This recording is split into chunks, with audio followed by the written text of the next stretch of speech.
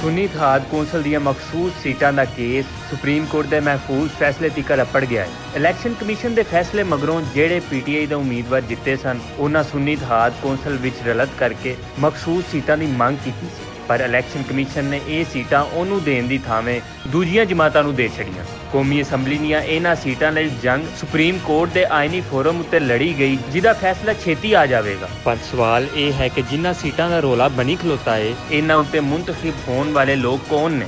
ਖਾਸ ਜ਼ਨਾਨੀਆਂ ਨੂੰ ਕਿਸ ਮੈਰਿਟ ਜਾਂ ਕਾਬਲੀਅਤ ਉੱਤੇ ਅਸੈਂਬਲੀ ਦੇ ਮੈਂਬਰ ਹੋਣ ਦਾ ਟਿਕਟ ਦੇ ਦਿੱਤਾ ਜਾਂਦਾ ਹੈ?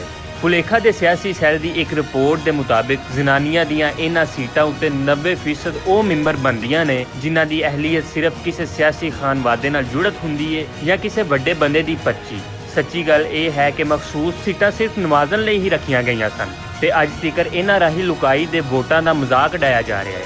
ਲੋਕ ਪੁੱਛਦੇ ਨੇ ਕਿ ਜੇਕਰ ਮਰੀਮ ਨਵਾਜ਼ ਜਾਂ ਜ਼ਰਤਾਜ ਗੁਲ ਜੀਆਂ ਜ਼ਨਾਨੀਆਂ ਇਲੈਕਸ਼ਨ ਲੜ ਕੇ ਆ ਸਕਦੀਆਂ ਨੇ ਤੇ ਫਿਰ ਤਮਾਸ਼ਾ ਕਿਉਂ? ਕੌਮ ਨੂੰ ਅੱਜ ਤੀਕਰ ਇਹਨਾਂ ਸੀਟਾਂ ਦਾ ਆਖਰ ਕੀ ਫਾਇਦਾ ਹੋਇਆ?